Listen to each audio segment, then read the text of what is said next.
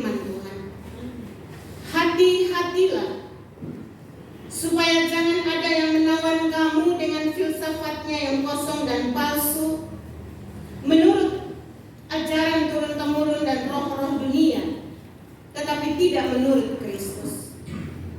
Sebab dalam Dialah berdiam secara jasmania seluruh kepenuhan keilahian, dan kamu telah dipenuhi di dalam Dia.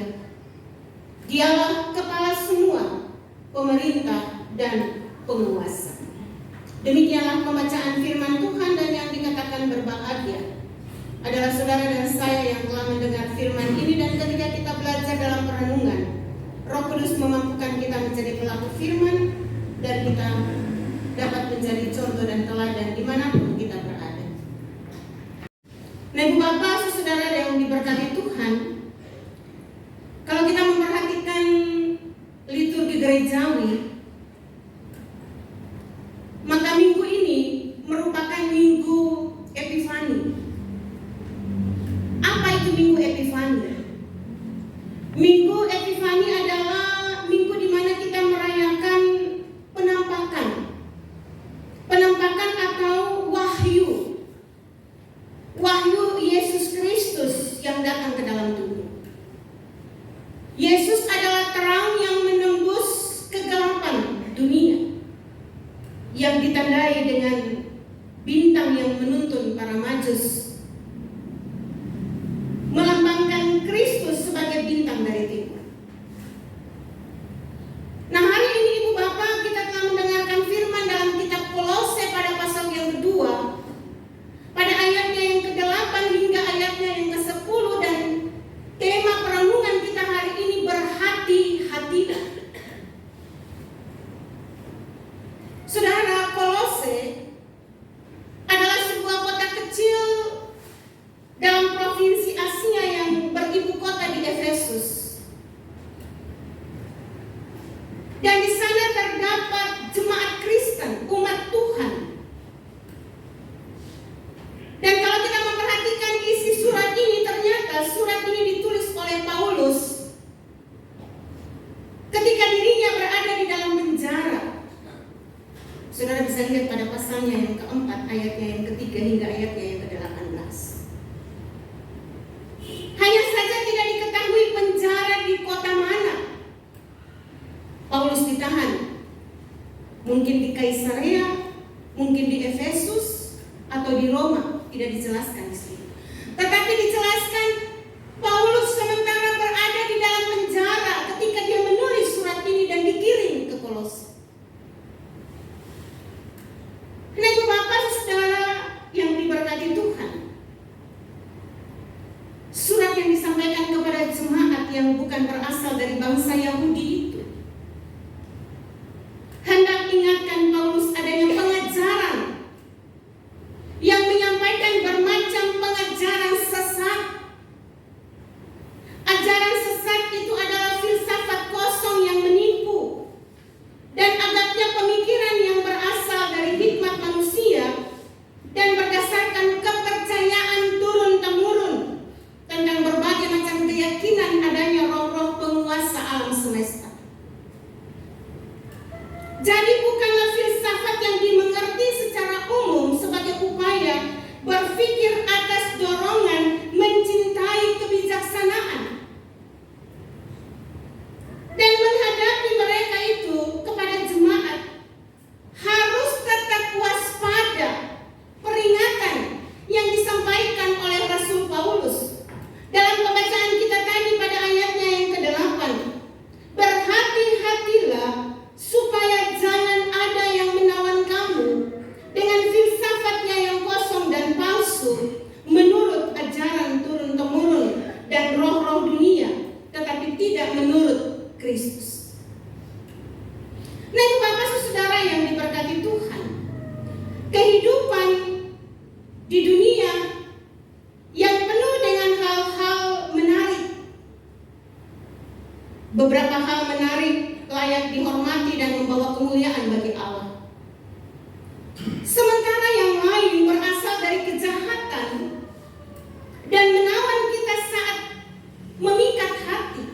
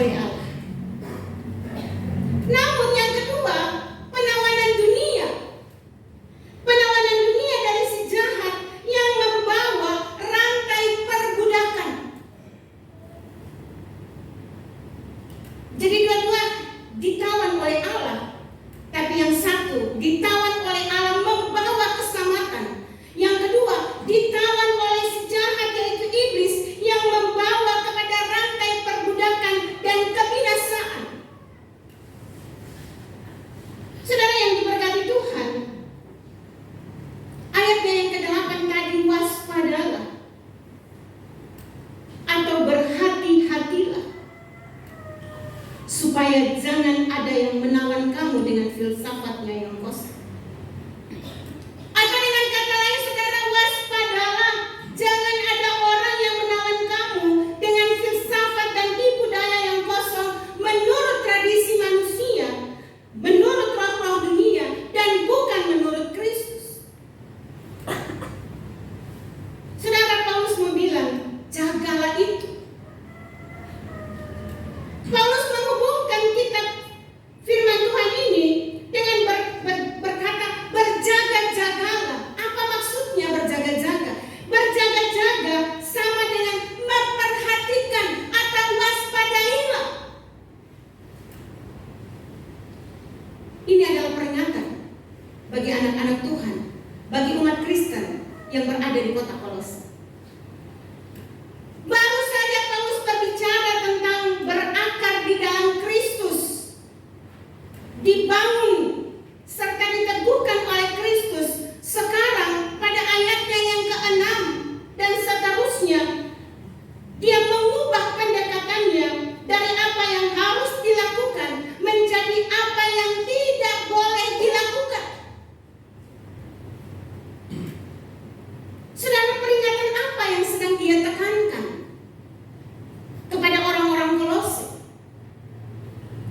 Agar mereka tidak terperangkap peringatan yang Paulus sampaikan, agar supaya umat Kristen yang ada di Kolose jangan terperangkap oleh filsafat tipu daya yang kosong. Tawanan adalah ide yang menarik. Memikat berarti menarik minat dan perhatian atau mempesona.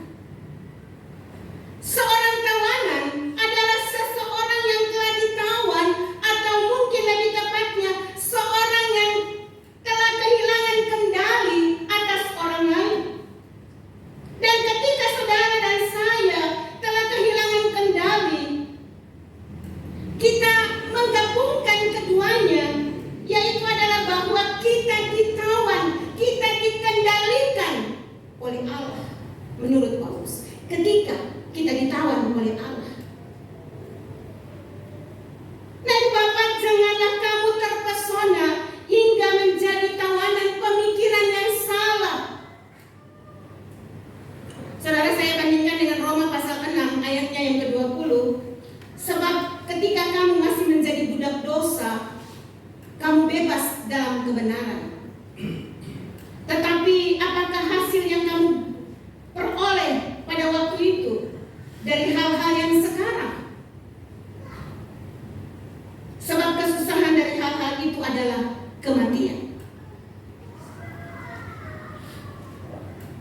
Saudara, kita lihat diperbudak oleh dosa mengarahkan kepada kematian.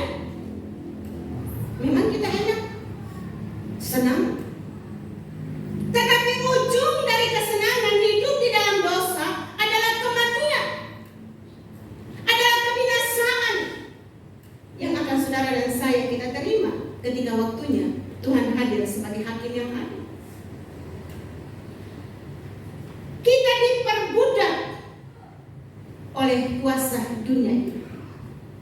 Maka saudara yang diberkati Tuhan, sekali lagi Paulus mau bilang, berhati-hatilah, waspadalah untuk hal-hal dunia seperti ini. Nah, Ibu Bapak yang diberkati Tuhan, firman hari ini mau bilang buat saudara dan saya, kita menjalani kehidupan di tahun yang baru.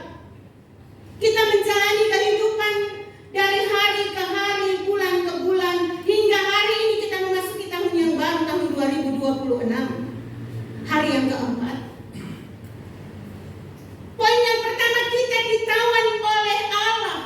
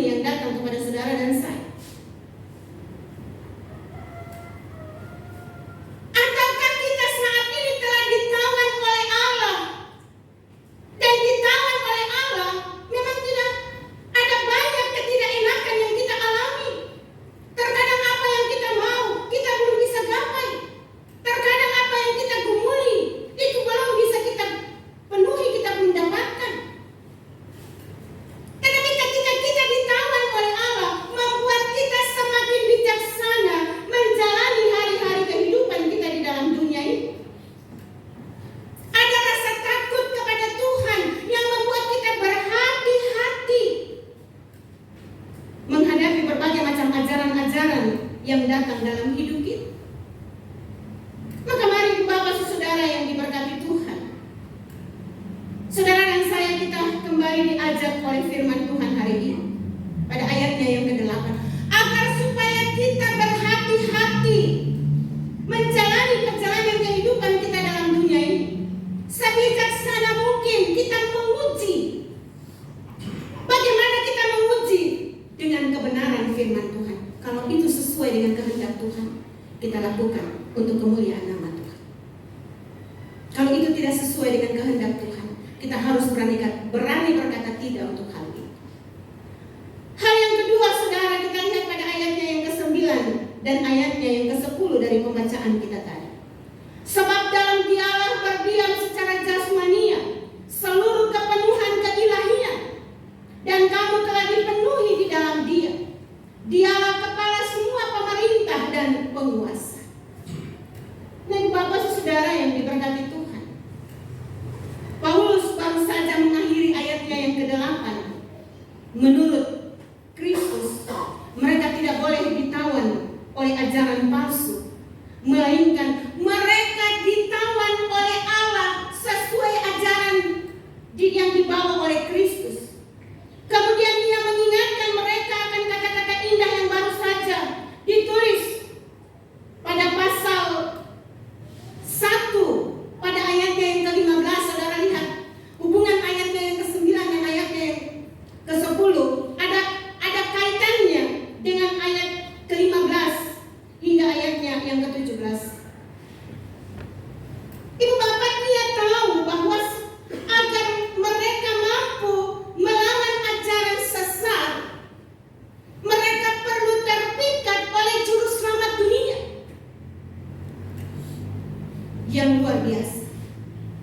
Jadi Paulus mau bilang kepada umat Kristen yang ada di Kolose, agar supaya mereka terpikat atau mereka jatuh cinta kepada Tuhan, jatuh cinta kepada ajaran Tuhan, sehingga mereka sanggup melawan kuasa-kuasa dunia. Saudara yang diberkati Tuhan, ia ingin mengingatkan umat Tuhan yang ada di Kolose bahwa Kristus adalah Allah pencipta, bahwa Kristus adalah 100% Allah dan 100% manusia, bahwa Kristus menyelamatkan mereka yang bertobat dari dosa-dosa mereka, percaya kepadanya dan mengikutinya sebagai penguasa dan penguasa yang otoritas kepada mereka melalui kebenaran firman Tuhan. Saudara, ayatnya yang ke-9 dan ayatnya yang ke-10, ayat ini mau menyampaikan kepada kita bahwa kamu telah dipenuhi di dalam Dia. Saudara dan saya telah dipenuhi oleh kuasa Allah. Kita dipenuhi di dalam Kristus. Ungkapan ini berarti disempurnakan atau dibawa kepada penggenapan. Artinya hidup saudara dan saya sebelum Kristus hampa, tidak ada artinya. Seperti ajaran palsu yang kita lihat pada ayatnya yang ke-8. Namun melalui keselamatan di dalam Yesus Kristus, saudara dan saya diberi alasan untuk hidup. Hidup saudara dan saya memiliki tujuan. Tujuan saudara dan saya memiliki perjalanan kehidupan punya arah. Tujuannya apa? Tujuannya adalah kekekalan bersama dengan Allah. Itu tujuan. Tujuannya adalah kita hidup dalam kekekalan bersama dengan Kristus, bersama dengan Allah di surga nantinya. Dan penggenapan tertinggi dari setiap kehidupan kita adalah hidup bersama Kristus. Bukan hidup bersama dunia. Kita hidup dalam dunia, tetapi kita hidup bersama dengan Kristus. Ibu bapak saudara yang diberkati Tuhan, firman Tuhan mau mengingatkan kepada saudara dan saya, ingatlah selalu bahwa saudara dan saya diselamatkan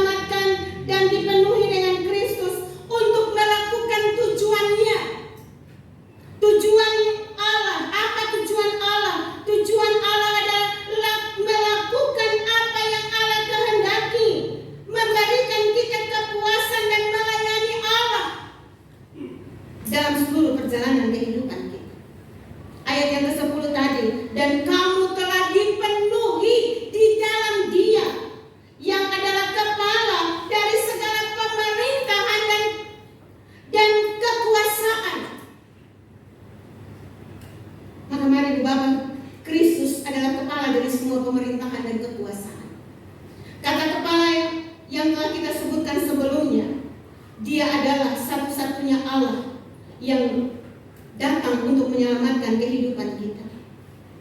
Dan di dalam Kristus, Dia adalah yang paling tertinggi.